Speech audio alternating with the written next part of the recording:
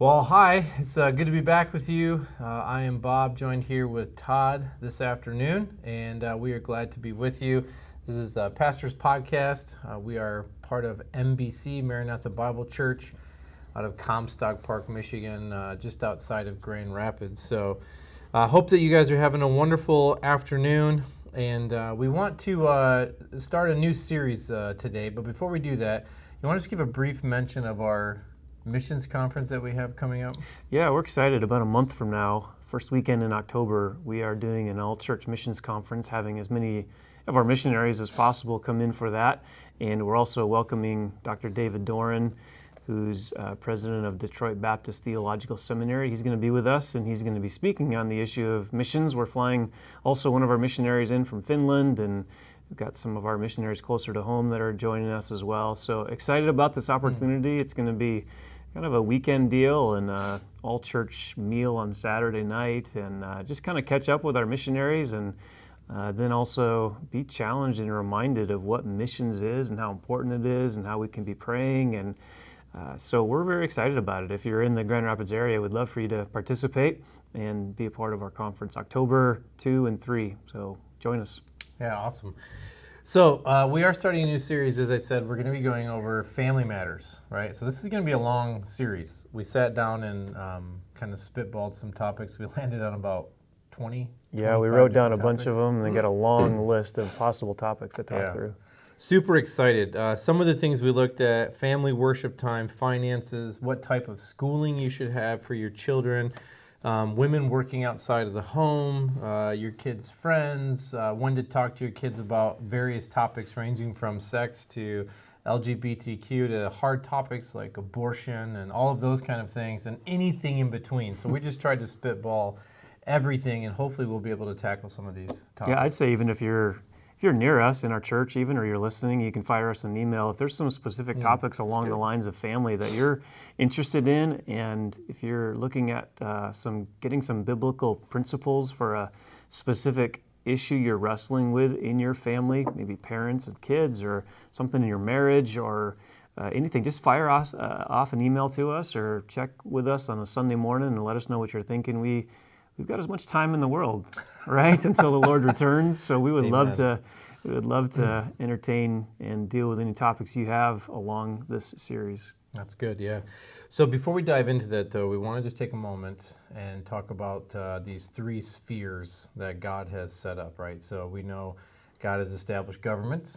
We know God established the church. And we also know God established the family. So what does that mean?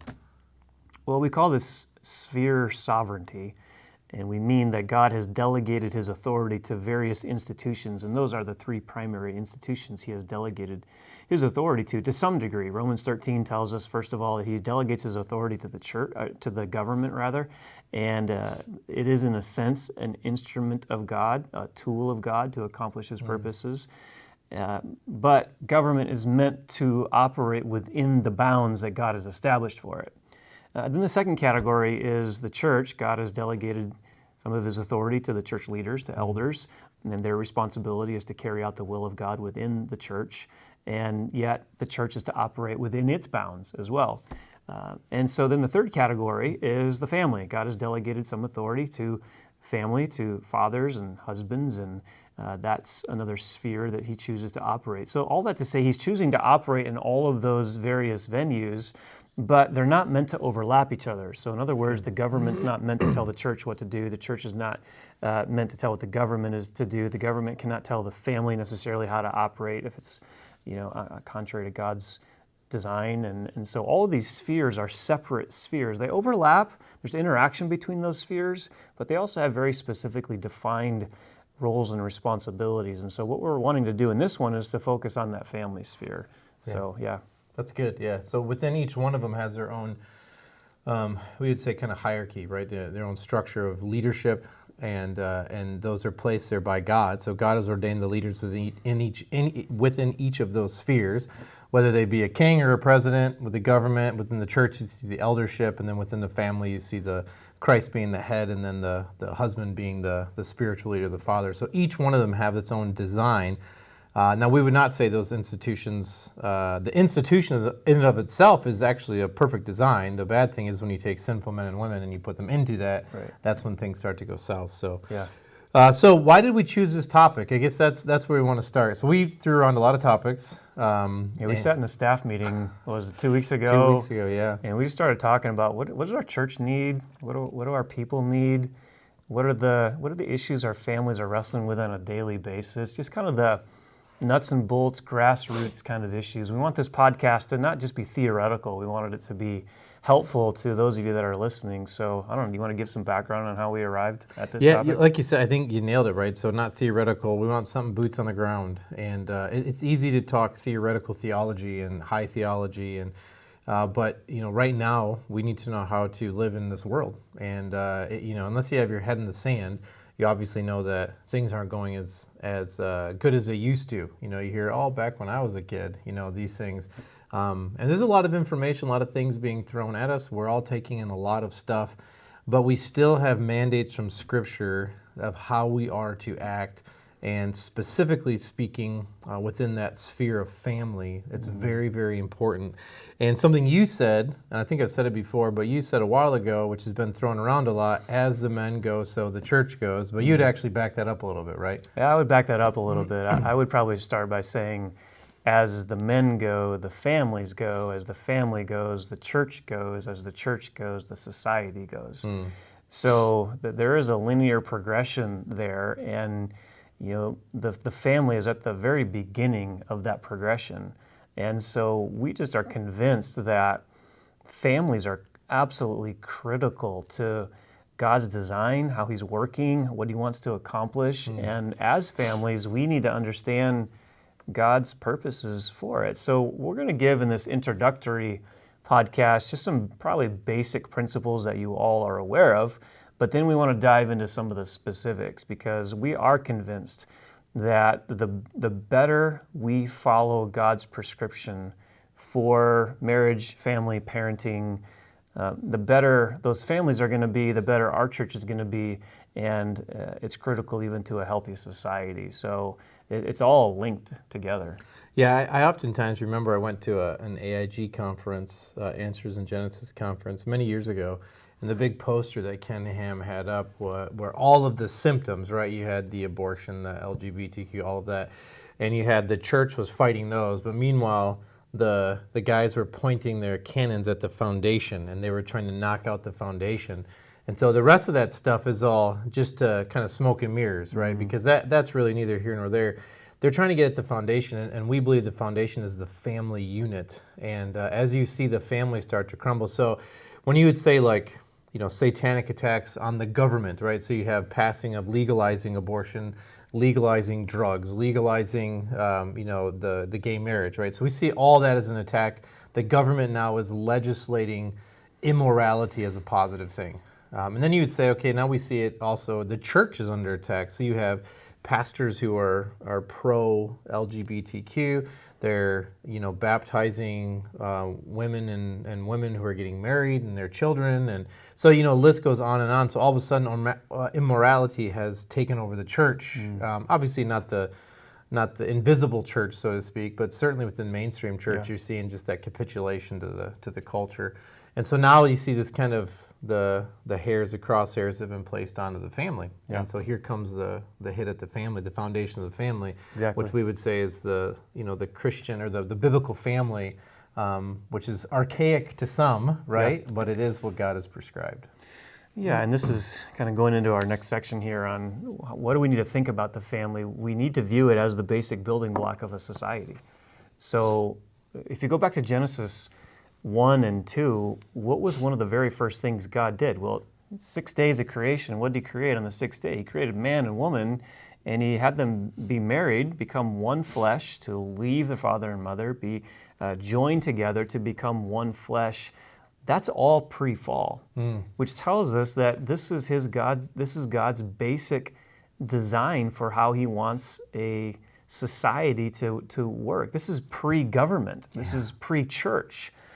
This is pre-major civilizations. This is from the very, very beginning, the very nucleus of what God has intended there to be in a society is a solid family. And so, and as you said, Satan went right after that. He did. And we're going to talk about that in just a moment. But what are some more thoughts you have on just the basic building blocks of a society? Yeah, I think we underestimate it. I think we underestimate how a biblically functioning family, or as the secular world would say, a nuclear family, how they not only strengthen society, but as you said, they are the bedrock of society, because you have the it's in order, and when things are in order, the way that God has ordered them, then blessings come. So even the non-believers are taking part in the blessing of God when they're following a biblically prescribed way. Now, granted, that's a temporal, earthly blessing. It's not an eternal, but it's common grace. But at the same time, you still have that functioning, and so they're bringing blessings down on themselves and society that's around them, so you see a productive society, right? And so we need to make sure that we understand, going all the way back to Genesis, that God intended it to be, which I know we've hit on this for the last couple of years, one man, one woman. So what is, that one man, one woman is a loaded statement, right? So they're saying there's only two genders. You have men and women, and you're saying that only they can get married, men and women, and that's the way that God intended it to be. We don't believe that the Bible has changed. It's not liquid. It's not a living document that flows with culture. Right. It's the way God said it, God intended it, and that's what we have to be. Yeah, and we should probably at this point just state that there are some exceptions to this that God still works through. We don't want to alienate any divorced person who's had to work through that, and we want to help them navigate that. But God is still sovereign in your situation, or the single parent, That's right. Single mom. We want to be careful and sensitive to the fact that not everyone in our church even fits this design. Right. But God can work through those circumstances, and He does work through those circumstances, and He grants grace there. And so we want to be careful that we don't in any way marginalize what other entities there are, but we do have to say that this is God's design. Yeah. This is from the beginning, this is the way God's designed it. Yeah, that's right. Because, we are all sinned against at some time without our consent. Yeah. And so that happens, and we know we have single moms and single dads who are striving to live biblically, take care of their families. And that's where I would say the family aspect of the church needs to step up and help those individuals. Become their family, yeah, essentially. So we know that the biblical family is a fundamental institution, foundational in society. We also know the family is constituted by marriage. And so you see a marriage of one man, one woman, and them having children. Now, that wouldn't always be biological children, right? Even in your case, maybe adoption comes in. Absolutely. And so that is still a biblical model. Obviously, we as Gentiles are adopted, so we know God loves that picture. Sure. And so those coming in and adopting children. So that's a family unit. Now, the number of children, the Bible doesn't say how many you have to have. And in fact, having children is in God's sovereign control. And when He wants you to have kids and not, we see that go all the way back from Genesis through. Although my wife is convinced that a quiver full is 5. Yeah. So it's funny because mine says it's 2. So. And yeah. So in any event, we think that also God has commissioned humanity to be fruitful and multiply. And so once again, when you're going into these, LGBTQ, gay marriages, you start to see how can they be fruitful and multiply? How can they fulfill the first command? And so somebody will push back and say, what about adoption? Well, now you're saying the ends justify the means. So because we want to get adopted, now we're just going to throw kids at whomever wants them. And this is not God's plan, right? He wants us to be fruitful and He wants us to multiply. Yeah, and that came... that was, again, back in Genesis 1 and 2, He created man and woman, He ordained for them to be married, and then He gave them a creation mandate, was go fill that creation, go be fruitful and multiply and subdue creation. And so it's all within the context of that initial union, family unit that God designed. So we don't have to go searching for justification for other models. That is the model. That's right. And so the whole creation mandate to be procreative is to be done within the context of that marriage and that family unit. That's good. And the blessing of believers, Christian parents, are that they have the opportunity to bring their children up in the fear and admonition of the Lord. That's right. And to see them saved as well. That's right. And then, so why do we need biblical families? Now, this is something I just put together, kind of shot some ideas off. And I think it's important that we go past the get into past the theological, get to the practical. Like, practically speaking, why do we need to have biblical families? And the first one there is simply just to be reproducing. Because the old, the old pushback against the gay marriage is, well, what happens if you have, 1,000 couples who are same-sex couples and they go onto an island? They're going to die out. Like, it's just the way that it is. So they're not fulfilling God's command. So the simple fact that God has given us that command in Genesis 1 to be fruitful and multiply. Absolutely. Yeah, we would add to that just the authority issue that God has established the family unit to be the place where children are reared.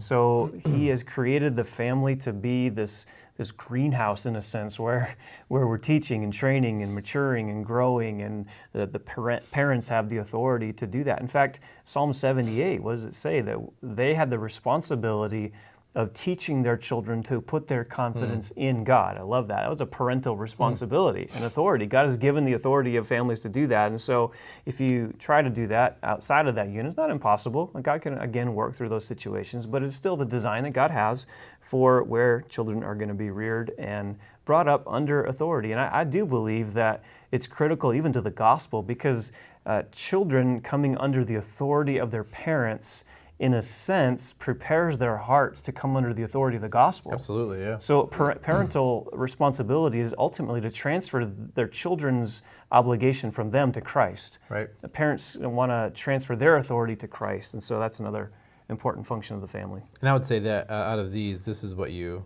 see lacking today, the authority. So parents or children not respecting their parents. And parents really, to be honest with you, see many of them just throwing their hands up in the air like, fine, I have other things to do. And, whatever you want to do with your life is up to you. Right. To like a 10-year-old. Right. And then socialization, transmitting of social norms. So we don't leave the socialization of our children up to a separate entity. Like, that's us as parents. Like, we teach our children how to walk with wise men. We teach them how to discern who are people that they should be learning from, where they're getting their traits from, their habits from. Because you hang around people, you end up picking up traits or whatever, right? And so that's part of the family as well. And then along with that, we also have a value structure and discipline, which kind of you hit on with authority as well. Yeah, just the whole importance of fathers training their children, Ephesians 6:4, bringing their children up in the discipline and instruction of the Lord. And so there needs to be discipline. Children need discipline. Proverbs is very clear about that. There needs to be an element of not just physical, corporal discipline, but the whole discipline structure of intentionally raising children and having an environment where there's a value structure where those things are passed along very purposely. So another key part of the family. Yeah, work ethic. Work ethic is huge in our day and age, especially. Obviously, we see all the help wanted signs out there, and for whatever reason they're out there, there's a lot of help that's wanted. And so we want to see a society that works hard, and it's not a capitalistic economy, it's not a free market economy, it's God's economy that says you labor 6 and you rest on the 7th. Right. And so we do that because we are Christians. And you see throughout church history, when Christians were working, societies flourished because they worked, because they valued work, not for the financial gain, but to glorify God in what they did. And so if you are working to the best of your ability at what you're doing and God's being glorified, you're going to be blessed by God. So you're saying that the family is the best place to learn that? Family is the best place to learn that, because your kids are going to, your sons watch you, your daughters watch your wife, and then your son leaves the house and he says, well, I'm going to work like Dad worked, but if Dad just sat around watching TV, eating popcorn all day. Sounds good. I know, right? I can't remember the last time I did that. I don't know either. I love popcorn though. And then I like family history, right? And so Joshua 4, he says, let this sign be among you, so that when your children ask later, saying, what do these stones mean to you? You shall tell them what happened, right? So you should be telling your kids about the way that God acted through your family's history and what that looked like. Remind them, God's been faithful throughout the past. Now, so not only what it does is it tells your kids, but as a parent, it reinforces your own faith too. Yeah, it's good. Living for something greater than yourself, right? Getting the focus off of you. So really training your children, we would say, in biblical love, right? Yeah, learning to serve others, learning to minister to others, teaching them to not just live to satisfy their fleshly cravings, but to give themselves to a greater purpose. And the greatest purpose they could give themselves to is the kingdom of the Lord, the kingdom of Christ, and all that goes along with that. So that is a massive responsibility and privilege that we have as parents, is saying, listen, this life is not about us. We get to point them to a God who is great and awesome and glorious. Amen. And teach them commitment. If you say you're going to do something, do it. Commit your way to the Lord.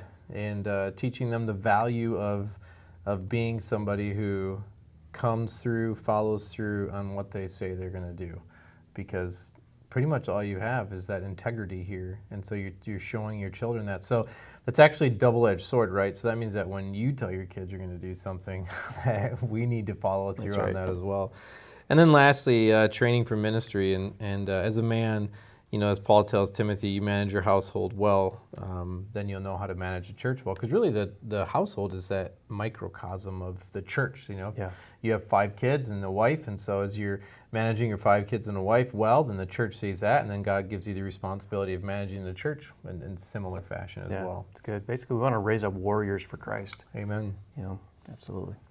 So then we get to the undermining of it. So why the family unit was so important, what that looks like practically, and now how's it being undermined? So in our society, there is a plethora of resources being thrown to undermine the family. You see it all the time, and it's not just on the fringe anymore. It used to be kind of on the outskirts. But now they're just coming right out and saying, we want to get rid of the nuclear family. Just plain and simple. You can read it on websites, you can read it on purpose statements of organizations, and they just don't like it. So the first one, let's talk about feminism. And feminism came up back in the 50s, 60s. You start to see the rearing of that. Rosie the Riveter was part of that, right? Right. And get the women out there, get them working. Now, before we jump into feminism, this isn't an equal rights thing. Right, so we're not saying that one is inferior and one is superior. God created men and women equal, and He gave them different roles to fulfill, right? Absolutely.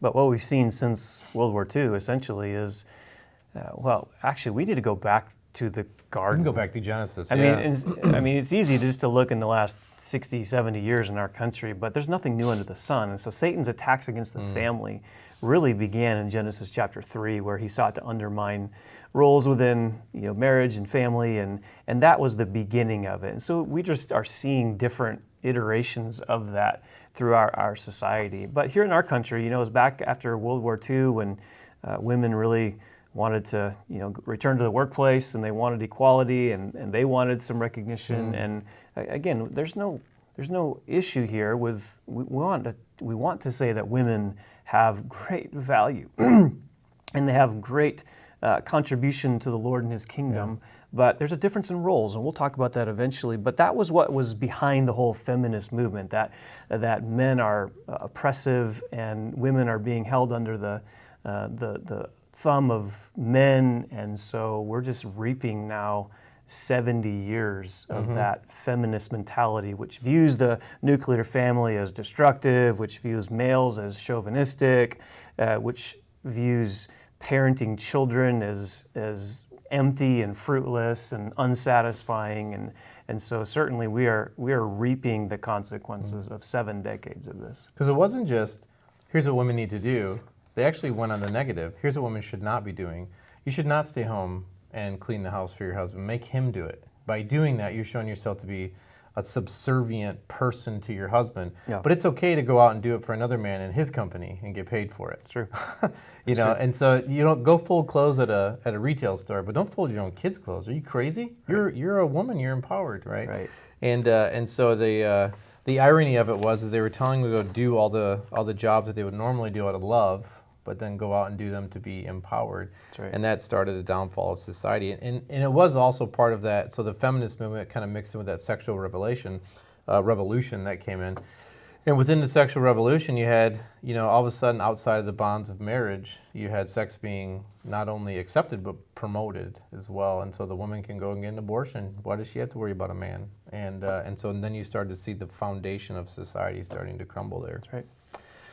So that would obviously be against the nuclear family, against the biblical model of the family. And then you also have the LGBTQ, transgender agenda, which comes forth. Now, obviously, that just within itself, just the name tells you they're against the nuclear family. I don't think you could be positive for that and still follow those kind of things. So just a brief quote here, and the quote says, "We know that the nuclear private household is where overwhelming majority of abuse can happen. And then there's the whole question of what it is for, training us, meaning a woman, training us up to be workers, training us up to be inhabitants of a binary, gendered, and racially stratified system, training us not to be queer. So they're looking at the family unit as something that's negative when God has said, no, this is protection. Exactly. And unfortunately, because, where they say an overwhelming majority of abuse can happen, we're certainly not saying that there's no abuse within a family home, both physically, mentally, emotionally, and all of those things. But just because abuse happens within that structure doesn't mean the structure is wrong. It means that the hearts of the individuals who are within that structure are wrong. Yeah, so these are specific attacks against the family. Yes. Like not just passive, but literal intentional attacks to destroy what God has put in place. And so we looked at Black Lives Matter organization last summer, and we looked at some of their very clear statements where they say things like, we aim to disrupt the Western prescribed nuclear family. I mean, they're not even hiding their intentions there. It is to destroy the very fabric of our society. That's right. And then independence and selfishness. So independence is really pushed, right, to be your own person. And even, when I was in the Army, it was be all you can be, and now it's be an army of one or something like that. I forget what it says. Yeah. And so they push the lifestyle, right, and then they want you to, they use the whole, you got to keep up with the Joneses, and you look over the fence, and they've got all of that. So we got to get both people working, or, I'm just going to work on my own. I can make more money. I can travel however I want. I can do what I want to do. And all of a sudden that foundational aspect of society, which is a family, starts to go away in search of something else. What you see then is you see the pushing off of marriage, and you see the pushing off of having kids. And so we're seeing in our society an increase in the number of people who have no interest in getting married and having a family. And then of those married couples, oftentimes you have couples who say, we want nothing to do with children. We just want to, make our double incomes, and and so what you're seeing is a unwillingness to embrace the obligations that God has designed for most of us. And so you've got kidults, what we call them, kidults, people sitting in their parents' basement until they're 35, and there's just no ambition to be what God has called us to be. And so this is a whole individualistic thing is just very another evidence of this fact. Yeah, and then advantage and disadvantaged children. And obviously, we're not saying that there aren't advantaged and disadvantaged children. Obviously, there are. But what our culture is saying, a 2015 study was that if you read to your children, they have an advantage over those who are not read to. Actually, I listened to Albert Mohler a while ago, and one of his things was they interviewed 18-year-olds whose parents had read to them since they could remember. And they said the hardest thing, or the thing that they always wanted to do, was go back and have their parents read to them again because they liked the closeness of the family, right? And so instead of saying, hey, parents, read to your kids, what they're saying is stop reading to your kids to make it equal. Because it's not fair, right? So keep working, your 2 jobs, keep living your lifestyle, 5 houses, couple boats, whatever it is that you have, and we're going to make sure the rest of these people are taken down instead of building you up, right? Yeah. And so that's what we see the effect of sin, because you have greed and you have pride and all of these kind of things, jealousy and envy. And instead of saying, I want to stop for a minute and take care of my kids, maybe I don't need to have that extra fill in the blank, whatever that is, and I'm going to take 30 minutes at the end of the day and just read to my kid.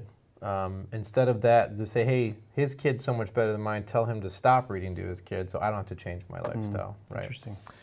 And then tradition equals subordination, and this was fascinating. The Human Rights Watch did an article on this, and how they found traditional language is often used to justify discrimination. And so the husband is the head of the household, right? That goes back as far as time.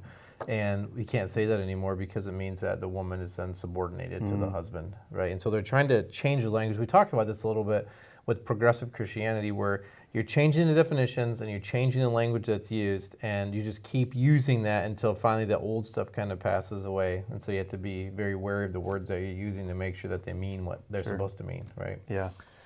And then probably the last one we would say Marxism, communism, something like that. The abolition of the family, right? Yeah, the whole emphasis behind communism and socialism is the government. The government is the the end-all be-all of everything, and we owe our allegiance to the government. And so within the Marxist, socialist, communist structure, they believe the family is inherently opposed to the government. So in their societal structure, they actually want to destroy the family to create allegiance to the government, which is statism. And that's, I mean, you can see this wave starting to come into our culture, this whole socialistic mentality, and it's going to have an effect upon our society and our families. Yeah, absolutely. So, well, guys, I hope that was helpful. Just kind of a broad overview. Starting the next couple weeks, we're going to dive into biblical manhood and kind of look at what does it mean to be a man? You know, is the Marlboro man the real man, right? Or what constitutes just being a real man? What does it look like from the Bible? What responsibilities does a man have before he's married, so to single men? What does it look like after he's married to his wife? What does it look like after he's married and kids to the family? And why should it matter the participation of a man within all of that, and then bring that around to even within the church body and what that looks like too. So we're going to talk about that. And then, just so people don't think we're sexist, we're going to talk about women. And it's going to be a much longer podcast because there's so much more to say. No, I'm just kidding. We're going to talk about women, the exact same thing. What are the roles of women? Why is it important? Why do we need women to fulfill women's roles within the church, within the family unit? What happens when those aren't happening? How does a woman prepare herself for marriage? And as she's waiting for God to bring that right man to her. So that's kind of the direction we're going to be going. Good. So, all right, hope you guys have a wonderful Thursday, and hope to see you on Sunday if you're attending here. Take care.